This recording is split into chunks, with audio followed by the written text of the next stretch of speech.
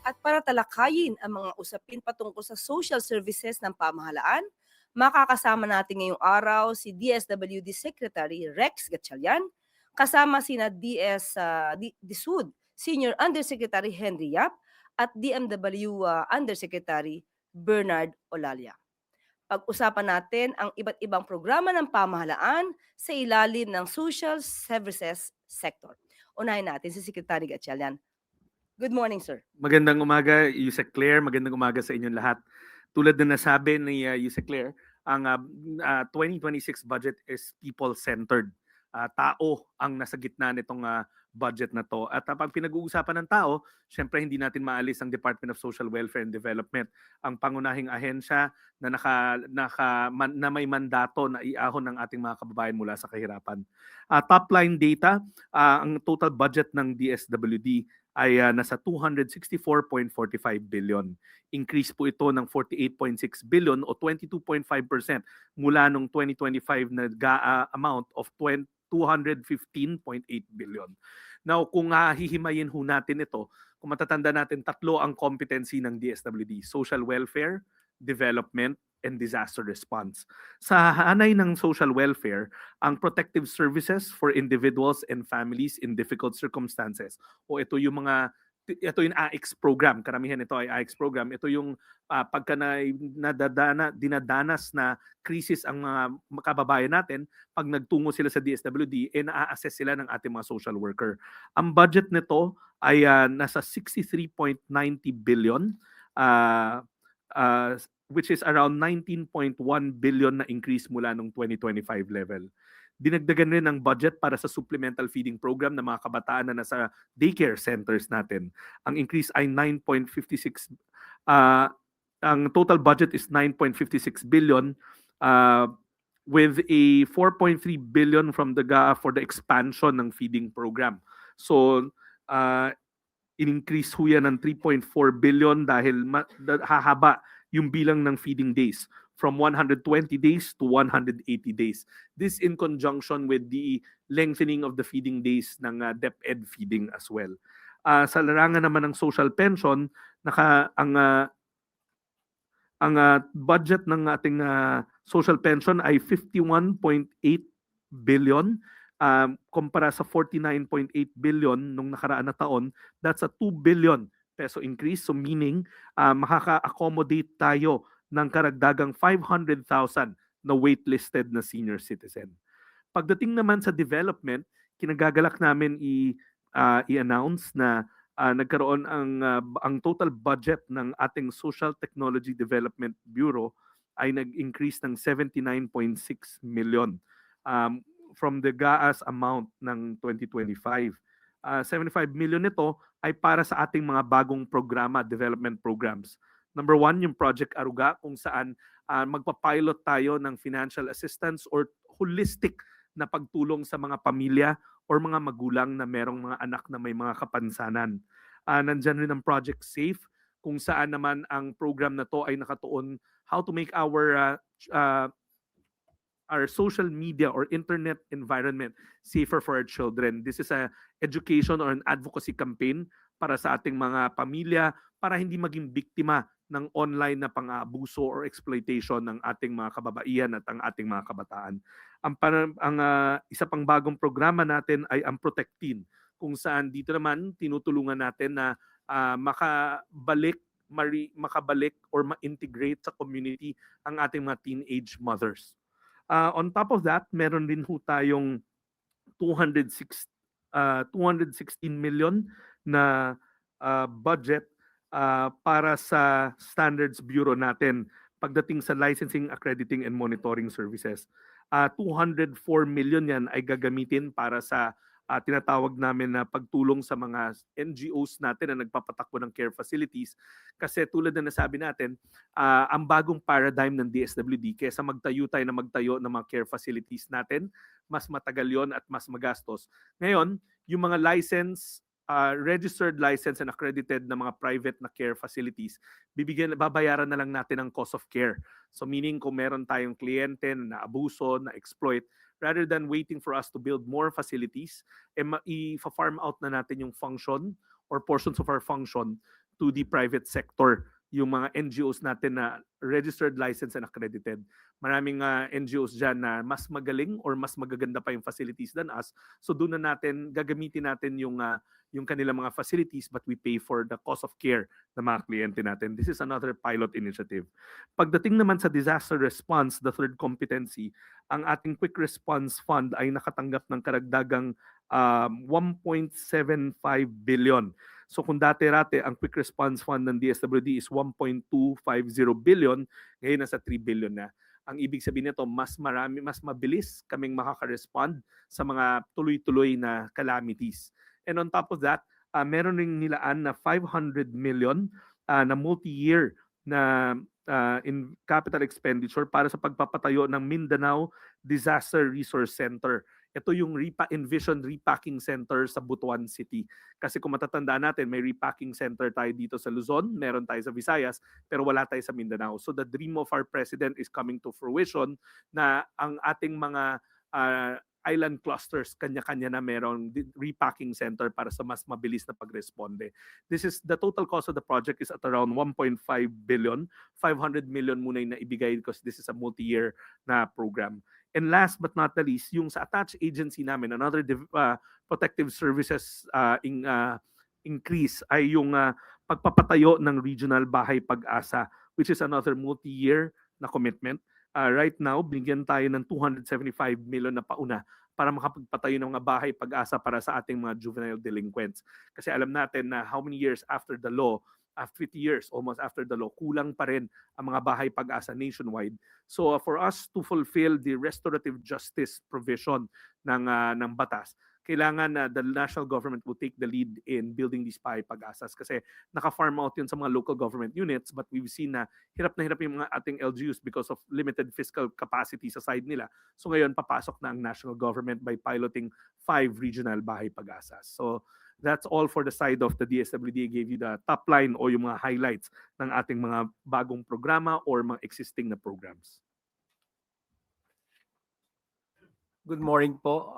On behalf of our secretary, si Secretary Jose Ramon Aliling, gusto ko po kayong bigyan ng aming update sa aming departamento, ang Department of Human Settlements and Urban Development. Simula ng middle of last year, nag-expand na po kami ng ating pambansang pabahay para sa Filipino program. Matatandaan nyo, nagsimula ating programa na nagko-concentrate tayo on vertical. With the assumption of Secretary Aliling, pinalapad po natin, pinalawak natin yung coverage natin. So ngayon, halos lahat ng decile ng ating mga mamamayan, kaya na po or mayroon na pong corresponding programa ang pabahay natin. From subdivision to condominiums to rental housing. Sinimulan din po natin o ni-revive po natin ang ating community mortgage program. At pinalawak po natin yan simula noong July. At ngayon, meron na po tayong tinatarget na over 6,000 beneficiaries over 36 projects.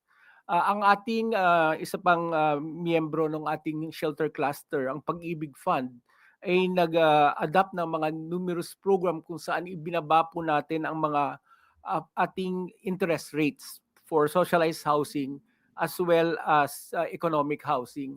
From a high of 6.5%, binaba po natin to 3% or more than half po ang kinat natin sa interest rates. At ito ay naging mas responsive dahil mas marami po ang mga beneficiaryo ang pwedeng lumahok at makapaghiram po sa Pag-ibig.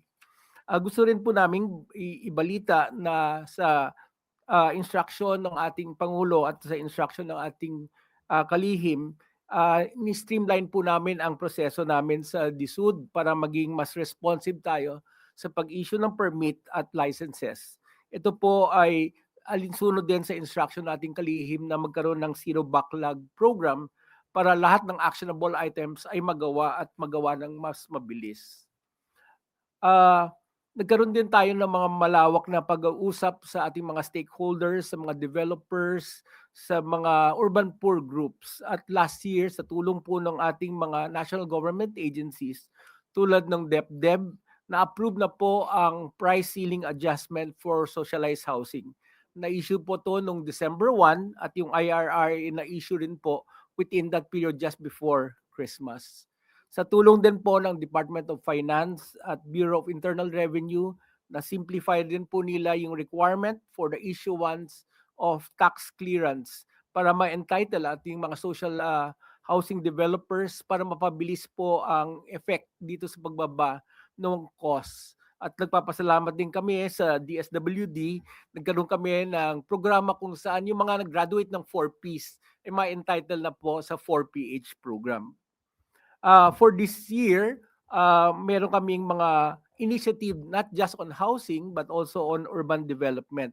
Nagsimula kami last year with launching ng Plan Smart namin kung saan kasama namin ang Department of Science and Technology tsaka Department of Environment and Natural Resources para pabilisin ang pag-prepare ng comprehensive land use plans at para masiguro natin na itong mga plano na maging responsive hindi lang sa pagplano kundi sa mga posibleng sakuna na mangyayari sa mga lugar na ito. Doon din sa emergency response, gusto rin naming banggitin na nag-deploy tayo last year nung tinatawag nating modular shelter units at sa tulong ng iba-ibang mga ahensya ay nagtayo tayo ng mga bayanihan villages. Ito po ay almost 20 bayanihan villages around the country, especially those affected by earthquakes such as Cebu tsaka Davao Oriental. Nagbigay din po tayo ng tulong ng cash or financial assistance sa ating Integrated Disaster Shelter Assistance Program or IDSAP. At ito po ay lahat alinsunod sa direktiba at guidance ng ating presidente para maging inclusive at sustainable ang ating housing solutions para sa mga Pilipino. Maraming salamat.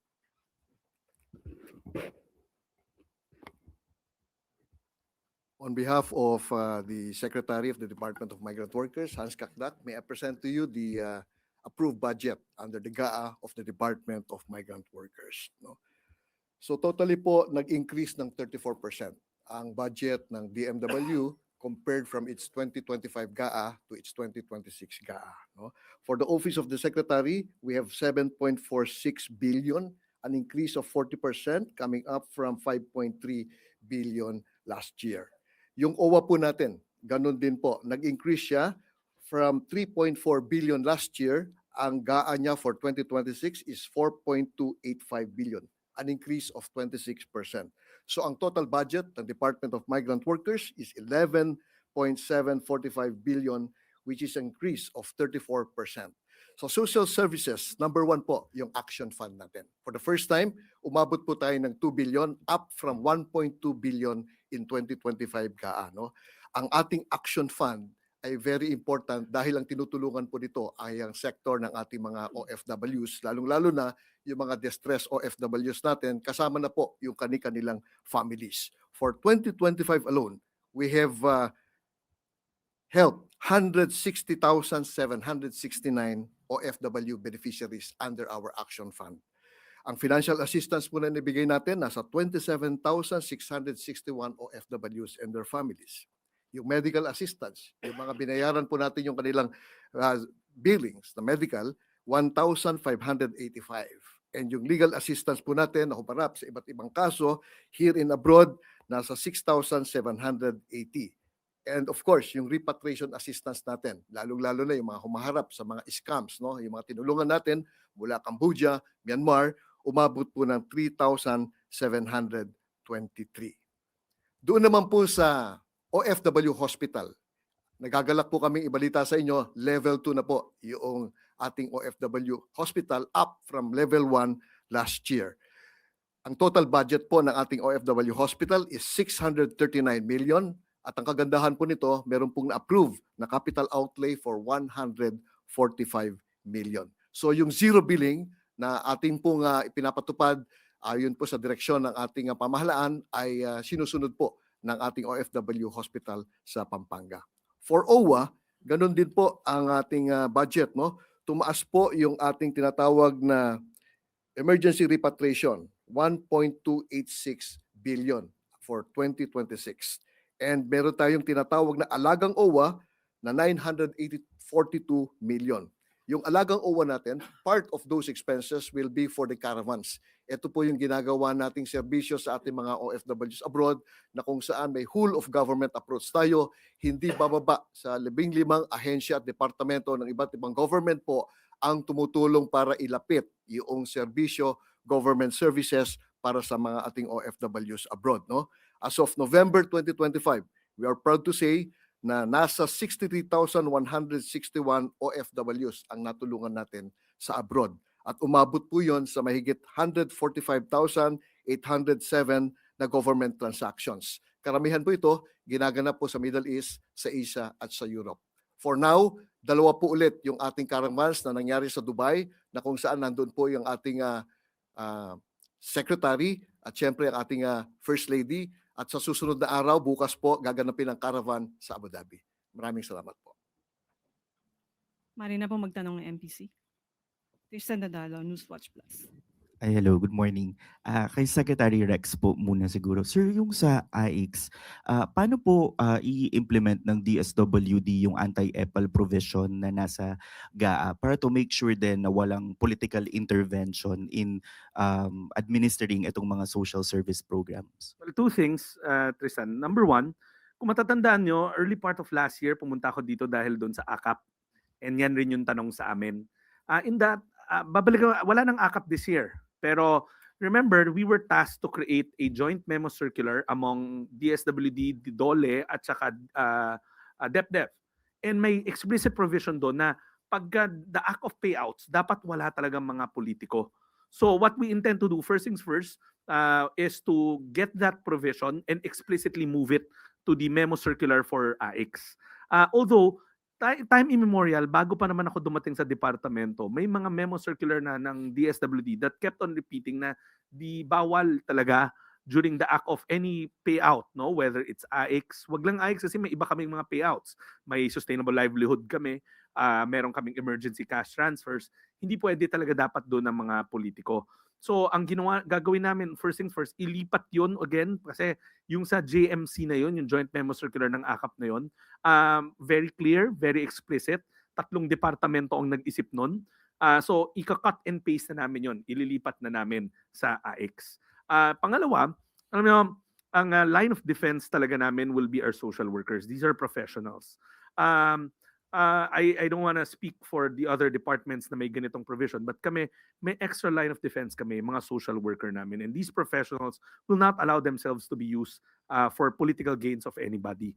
Tulad ng like ko sinasabi sa inyo, maraming magpapanggap na, kaya ko yung DSWD, ako magre-refer sa inyo, pero ultimo, social worker pa rin ang magdedetermine kung one, dapat ba bigyan o hindi bigyan? Pangalawa, kung magkano bibigyan. And ang social workers natin, hindi yan papayag paggamit kahit na kanino.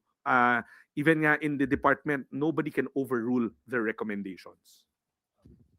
Just a follow-up, sir. Dahil po yung sa nangyari din sa AKAP, no, which was also flagged by COA nung nakaraan, yung citing political, mayroon pa rin pong political promotion, kahit sabihin pong bawal talaga sila in the event itself, mayroon pa rin pong nag-a-announce on their social media accounts na may distribution, and so on and so on. So dito po ba ngayon with our new budget, mas mahigpit na yung screening and implementation? Listen, unfortunately, I cannot control people what they post in their social media accounts. I can only answer what we control, which is kami. And paulit-ulit naming sasabihin na nobody, not even ako, can commit the funds of the department because needs-based yan.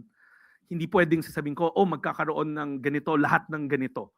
No, nobody can say that. Kaya paalaala namin lagi, walang pwedeng mag-commit or mag-obliga ng pondo ng DSWD kung hindi ang aming mga social workers. Remember, the step 1 lagi ng mga proseso namin, hindi lang sa AIX, emergency cash transfer, SLP, or anytime na may financial or non-financial na distribution kami, will be the case the social worker. Gumagawa yan ng social case intake. Yung intake na yan, parang doon niya isusulat lahat. Kailangan ba ng tao? Ano yung predicament? Bakit niya kailangan ng tulong? So, anybody can commit, pero hindi ibig sabihin mangyayari yon. Kaya nga kami, ang anunsyo namin sa publiko, isa lang dapat ang source of information. May campaign nga kami, tamang tulong sa tamang informasyon.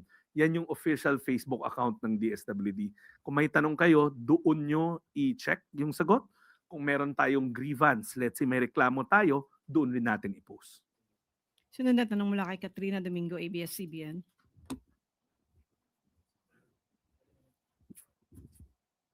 For Secretary Gatchalian first, sir, reality on the ground is kahit po anong pagbabawal ng DEP, ng DSWD or ng national government, meron pa rin pong mga politiko, whether they may be on the local level or the national level or even barangay level, na pumupunta sa mga payout sites.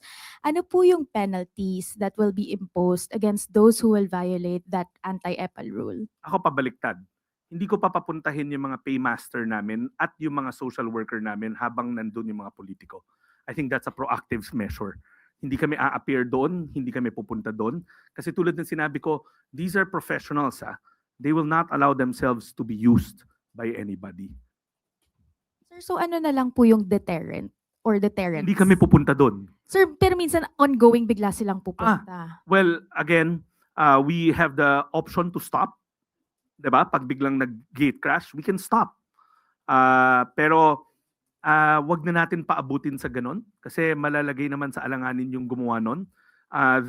There are provisions already stated in our memo circulars to that effect.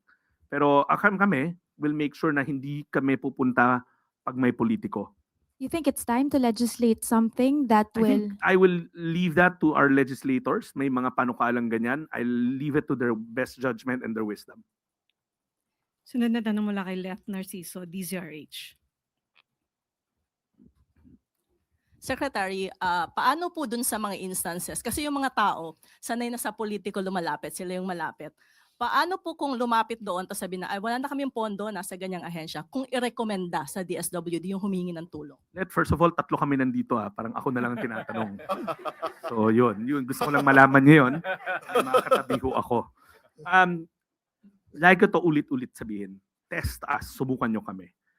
Kahit na walang referral, right here, right now, pumunta kayo sa kahit na anong DSWD office, kahit wala kang referral, tutulungan ka ng mga social worker namin.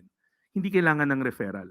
Pero true, we do get referrals, not just from public servants, we get it from public service shows, we get it from homeowners association, we get it from churches, we get it from Good Samaritans. Meron talaga yung gusto lang tumulong, tapos tinuro kami. Pwede nyo kami ituro. Pero pag tinuro nyo kami, hindi ibig sabihin na kinumit mo kami na may matatanggap. Kasi conforme pa rin yun doon sa case intake ng aming social worker. Kasi pag sa opinion ng social worker namin, wala namang rason para bigyan ng tulong at hindi ka pumapasa sa guidelines, then hindi ka pa rin makakatanggap ng tulong. And lalong-lalo na, pinakaano namin doon yung magko-commit ng amount. Kasi walang pwedeng mag-commit ng amount kung hindi yung social worker because may pagsusuri yan. Ivan Mayrina, GMA7. Undersecretary Yap, sir, tinuro kayo ng Secretary Gatchalian. Nagsimula po ang administrasyon with a very ambitious goal of putting up 1 million housing units per year. With the goal na at the end of the president's term, wala na daw po tayong pagkakulangan sa mga pabahay. Where are we dito po sa goal na to? I understand we have since revised that goal. Kumusta na po? Ano na ho ang goal at nasa na tayo? Yes, we have actually recalibrated yung modalities na yun. Kung matatandaan nyo, nag-concentrate po kami doon sa vertical housing. Yun yung target natin dahil karamihan po ng may mga kakulangan sa pabahay dito sa urban areas. But we realized that outside of Metro Manila and the highly urbanized centers, ang gusto pa rin ng mga karamihan is horizontal. House and lot or lot only. At kaya nung dumating po si Kalihim Liling nung middle of last year, ito po yung ginawa namin, in-adjust po namin. So ang target po namin, ang recalibrated target namin is 1.133 million for the whole term, of which we are now at about 400,000 plus already. No? So we would be able to, we strongly believe that we will be able to achieve that target. Now, second, nag-issue na po ang aming kalihim ng mga iba-ibang mga orders. Karamihan po dito, ni-revive natin yung mga programs na na-stop before, na ginagamit naman or in-implement ng previous administration, tulad ng CMP. CMP is one of our most successful program kung saan ang ginagawa po natin yung mga nakatira sa ISF, binibili po natin yung lupa nila from the landowners so that eventually we can award this to our beneficiaries. Na-approve na po 36 units, 36 projects with over 6,000 potential beneficiaries. Just last Friday, meron pong awarding doon sa Valenzuela, one of those examples, no. Nag-move na rin tayo just beyond constructing. Meron na rin tayo pong sinimulan na rental housing. Ang una naming pinilot project ay dito sa UP at nag-uusap na rin kami with other state universities and colleges and other units. Importante po kasi hindi lahat naman kayang bumili ng bahay. So tinitingnan po namin ang rental housing para temporarily, pag wala pa silang kakayanan para bumili, meron ding provision of housing para sa kanila. So this is where we are right now. Sorry, one more. Kay Yusek Olalia. Sir, non-budget related, pero kumustahin ko lang, what can you tell us about the situation of Filipinos in Iran? Although wala po tayong official deployment sa bansa ng Iran, andyan po yung whole of government approach. Kasama po natin ng Philippine Embassy, no, na tumutulong kung meron man nangangailangan, lalong-lalo na yung mga married to Iranian nationals, no. So maliwanag po ang direksyon at ang habilin ng ating secretary kung may nangangailangan ng mga Filipino nationals, ang DMW kasama ng iba pang mga departamento ay handa pong tumulong sa lahat po na. But how are we getting in touch with our officials there? I understand may blackout po, wala yatang internet, walang means to communicate. How are we doing that? Yeah, tama po kayo. May kasalukuyang protesta na nangyayari po doon, no? But before this protest happened, before the blackout happened, meron na po tayong mga GC, meron na po tayong mga contact sa kanila at importante po doon nakaka-contact po sila sa atin at nasasabi po nila kung ano yung mga pangangailangan nila. Salamat. Sunod na tanong mula kay Alvin Baltasar, Radyo Pilipinas. Sorry, Secretary, babalik lang ako sa inyo. Kanina parang hindi nasagot yung yung penalty o yung parusa sa politikong makikita doon sa payout. Base doon sa provision sa GA 2026 sa pagkakalam nyo, ano yung parusa sa kanila? Fortunately, I have yet to see the special provision. I've only read it sa mga dyaryo, but we will make sure to comply with whatever the special provision of the GAA states. Hindi ko palang nahahawakan pa yung mismong listahan ng mga special provision.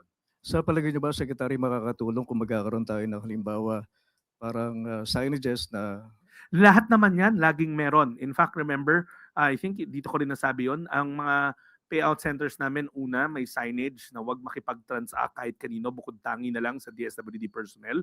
Inaanunsyo rin namin magkano yung matatanggap nila to avoid yung mga paglabas sa payout center, babalikan, tas kakaltasan. We are doing every single public information campaign that we can para lang malinaw at walang mabiktima. I do not know, Secretary, kung masyadong harsh ito. Pero direktahin na natin yung signage sa halimbawa, bawal ang politiko dito sa... Nilalagay naman talaga namin doon. Okay. Thank you po, Secretary. Sunod na tanong mula kay Chloe Hufana, Business World. Mike, please.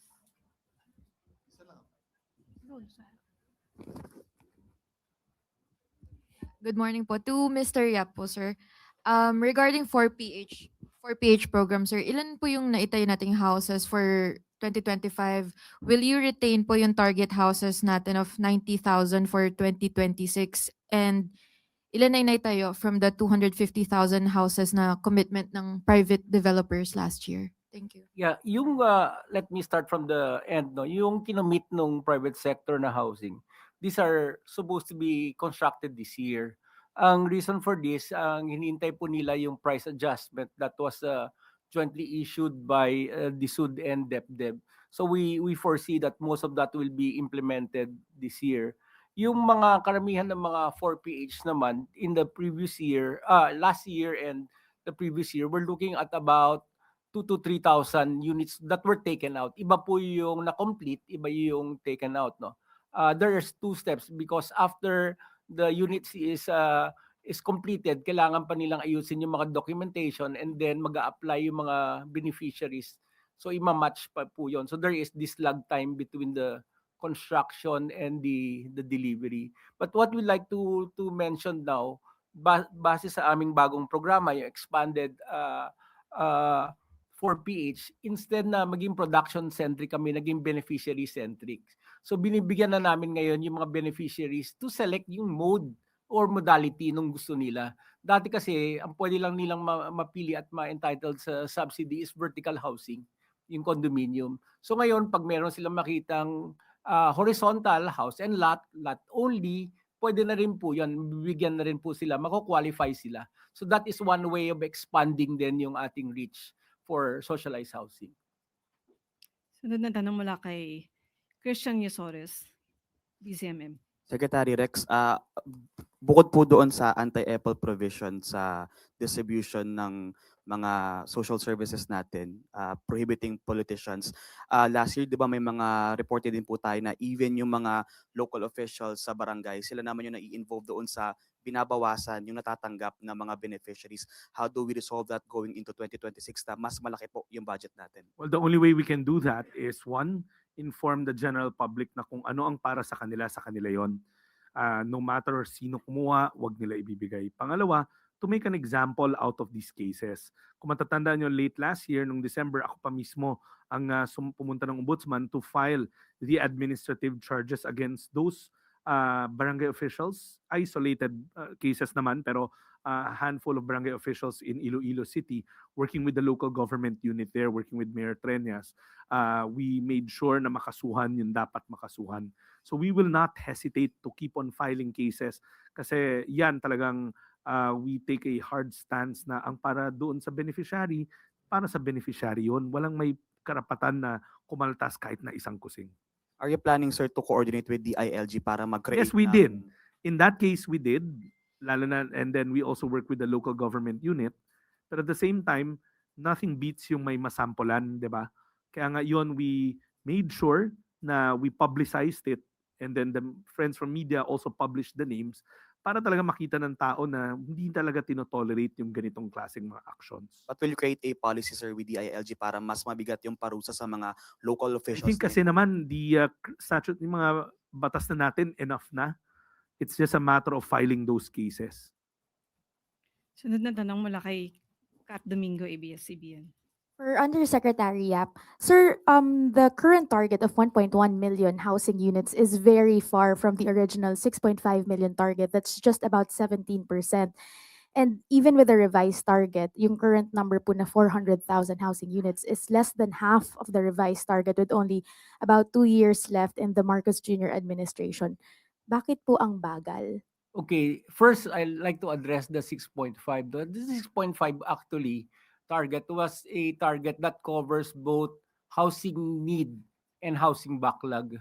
Ang paggawa kasi ng target is based on the amounts that were not done by the previous administration and then yung natural growth over time ng population and then yung pag-create new families. But meron pong second component yun. Yung second component yun, yung mga bahay na maayos na posibleng masira over the period.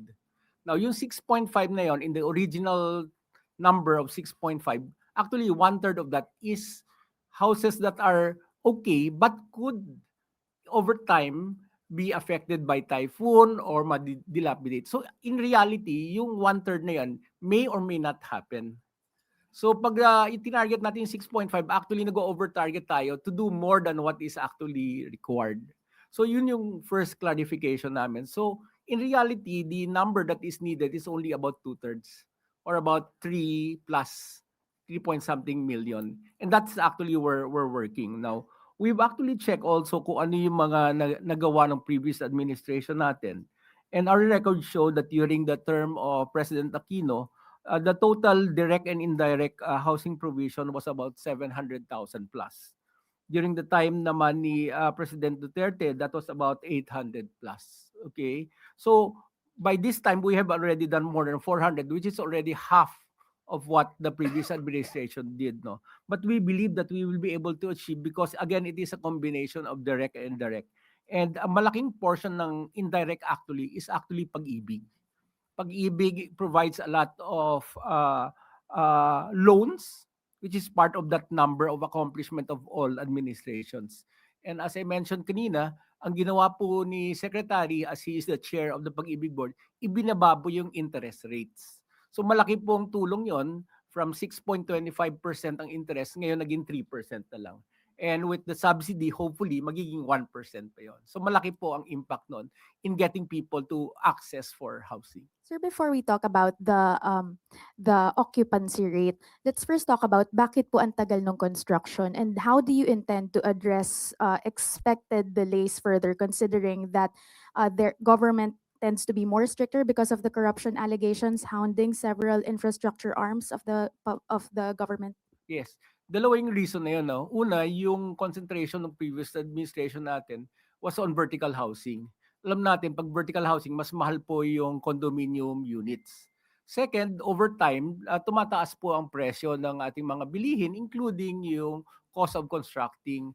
Ito po yung reason kaya nung December, nag-issue po yung department, yung kagawaran natin, tsaka ang DepDev ng Joint Memo Circular 2025-001, kung saan ina-adjust natin yung price ceiling. This is to address those concerns na kukonti lang yung nag-a-attempt or magtayo because nga mahal yung presyo ng pagtayo ng mga buildings na yon. Now, given the expansion of the availability of modalities, hindi na po ganun kamahal yung mga options.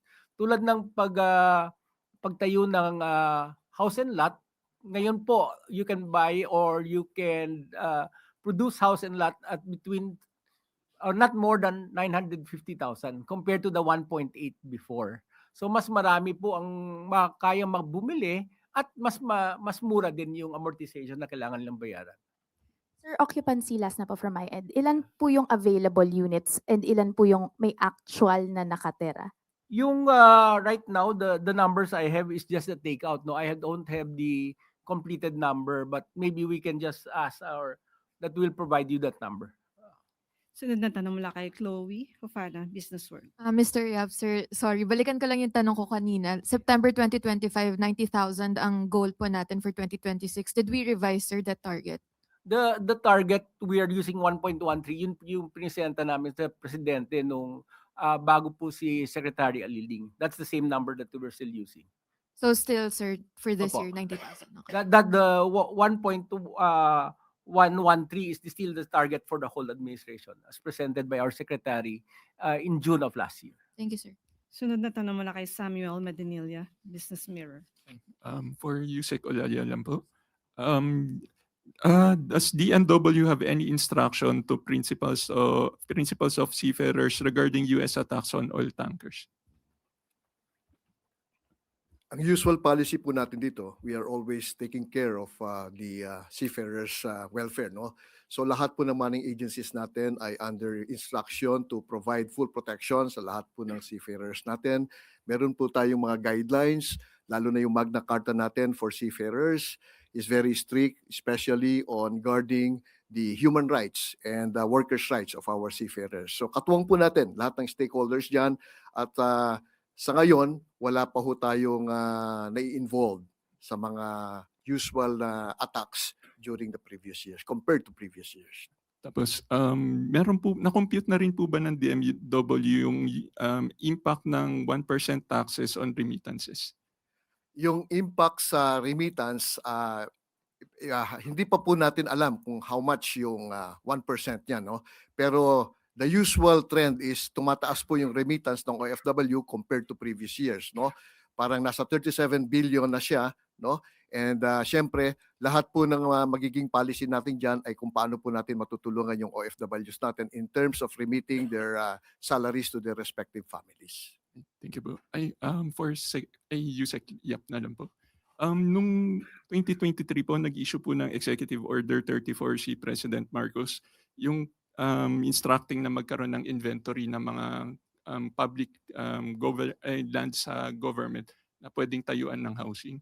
May update na po ba kung ilan yung nakuwang inventory ng DL? Yes, we've actually generated about 85% of those that need to submit already gave us the number, no? At nagsimula na kami mag-evaluate na. But this year, there will be some changes. Naipasa po yung National Housing Authority Charter last year at base ngayon dito sa new charter ng NHA, to turn over po namin yung work namin from DSUD to NHA. at sila na po tutuloy ang mag-evaluate ng mga inventory ng binigay sa amin ng mga local governments as well as national government agencies. Sa ngayon po, ganong karami yung land na The inventory kasi is not equated to what is usable, no? Kasi ang inventory right now, I think the number we have was more than 30,000 hectares. Pero hindi ibig sabihin yon lahat yon suitable for housing. The reason being, pinahingi namin yung inventaryo tapos kami po ang mag-evaluate nung mga lote na yon. Some of those are, for example, sa mga schools, nagbigay po sila, but in the last two GAA, meron na rider dun sa aming budget na hindi na pwede gamitin yung lupa ng state universities and colleges for housing. So may mga ganong changes din. So some of those numbers will go down because of the riders in our GAA. sa 30,000 hectares po, ilan po doon yung pwede nang gamitin for socialized housing? Right now about mga 30 ang pwede namin gamitin, no? But that will mean that we will have to interact kasi ang right namin under the EO is inventory. Wala kaming confiscatory. So we will have to work with the national government agencies or yung mga local governments to do the projects. Thank you po. Last question mula kay Tristan Nadalo, Newswatch Plus. Hello po. Kay Yusek Olalia na lang. Sir, any clarification on the reported ghost shelters, OFW shelters sa Taiwan? Sabi po ni Secretary Kakdak, may pondong meron pong nakaalat doon about 5 million para sa mga shelter. Pero sabi ng ibang organization na nandun ay non-operational daw po yung shelter sa Taipei, and yung support ng government sa mga NGO-run shelters din po ay nawala na during the Marcos administration. So how is the DMW addressing this reports po? Yung shelters po natin ay napaka-importante po yan for the welfare of our OFWs. Worldwide, nakatutok po ang DMW sa operation, maintenance, and provisions ng lahat ng ating shelters. No? Pagdating po sa Taiwan, there was this decision of the Labor Attaché to terminate yung services ng isang shelter dahil hindi po nagagamit. No? We have to be wise in spending kasi yung pondo po na para doon na hindi nagagamit ay pwede natin gamitin sa ibang shelters. No? Yun po yung ating ginagawa. We have to improve the shelters all over the world, lalo na po pagka maraming OFWs.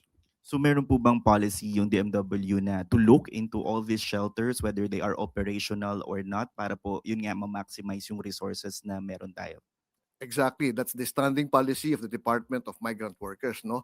Kailangan po ma-maximize natin yung ating mga expenses, yung ating maintenance, lalong-lalo na doon sa mga maraming stayers sa shelters kasi yan po yung makakatulong prior to full repatriation of our OFWs, no? Ang nakatutok po diyan palagi yung ating labor attaché at meron pong regular reporting and assessment sa bawat shelter nang sa ganoon lahat po ng expenses, lahat po ng maintenance niyan ay naayos po. Last na po. Idea lang sir, saan pinakamaraming shelter ang meron ng DMW po sa ibang bansa? Sa Middle East po usually, we have for example, 19 in Middle East, karamihan po diyan nasa for example pa no, nasa Saudi Arabia, nasa Qatar, nasa Kuwait, no? And then meron po tayo sa Asian countries pero hindi ganoon karami. Wala na pong tanong mula sa MPC. Balik sa iyo, Yusek Claire. Karagdagang katanungan po, Secretary Rex. Secretary, akala ko tapos na ako. Tanong natin, kasi ang AIX po ay nakakatulong. Napakalaking tulong po. Ngayon po na may mga bumabatikos na napakalaki daw ng pondo para sa mga social services, especially sa AIX. Ano po ang nararamdaman niyo bilang isang sekretary? Wala ko lagi sinasabi.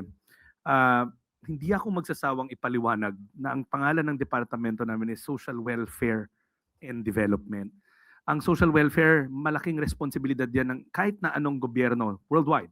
Gusto ng mga mamamayan natin na alam nila may matatakbuhan sila sa oras ng pangangailangan. When you're suffering through a crisis, hindi kailangan na mahirap ka, basta may krisis ka na pinagdadaanan, dapat nandun ang inyong pamahalaan, handang tumulong sa'yo, whatever that case may be. Pero hindi naman ibig sabihin, kasi palagay ko, Yusek, ang batikos is puro social welfare. Hindi po. Katulad nga na sinabi ko kanina, wala lang masyado nagtanong, na yung development side, marami rin ho tayong panibagong mga programa at pinaglaanan din ng pondo. Hindi naman puro social welfare lang yung ginagawa natin, may development din. Kaya nga nung nilatag ko yung layout ng departamento, sabi ko may 3 kaming competency.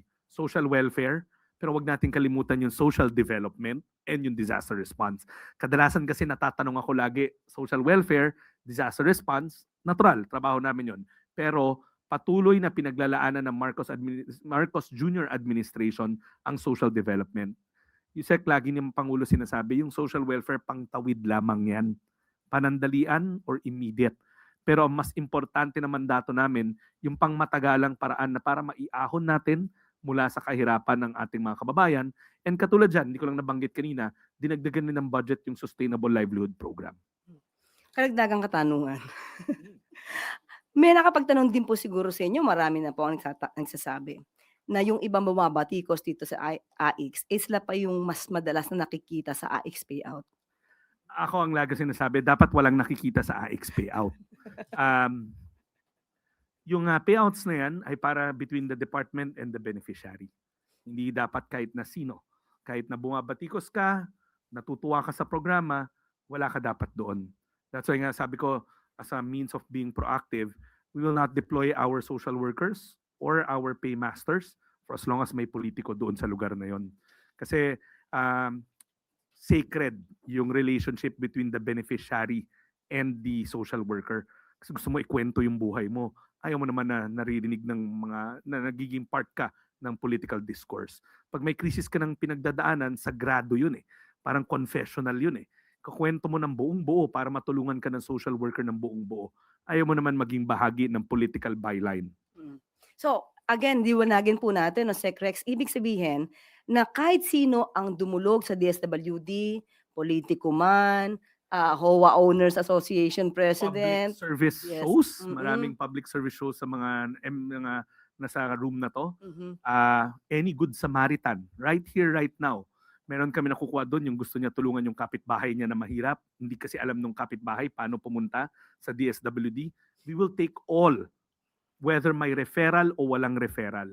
Pero pag nag-refer ka, wag mo asahan na susunod kami sa iyo. Mhm. Social worker pa rin ang magde-determine yung intake mo, yung very first social case intake. Yun pa rin ang mananaig. Kailangan mo ba ng tulong? Napatunayan mo ba yung pangangailangan o yung krisis? Pasok ka ba sa guidelines? Kasi meron ding time element yan, bawal araw-araw, di ba? Merong 3-month gap yan. At may maximum amount lang na pwedeng ibigay, pero yung social worker ang yung opinion, rekomendasyon ng social worker ang mananaig. Ayan, maliwanag po. Muli, maraming salamat, Secretary Rex Gatchalian, Senior Yusek Henry Yap, and Yusek Bernard Olalia. Maraming salamat po sa inyong mga pagpapaliwanag. Salamat po.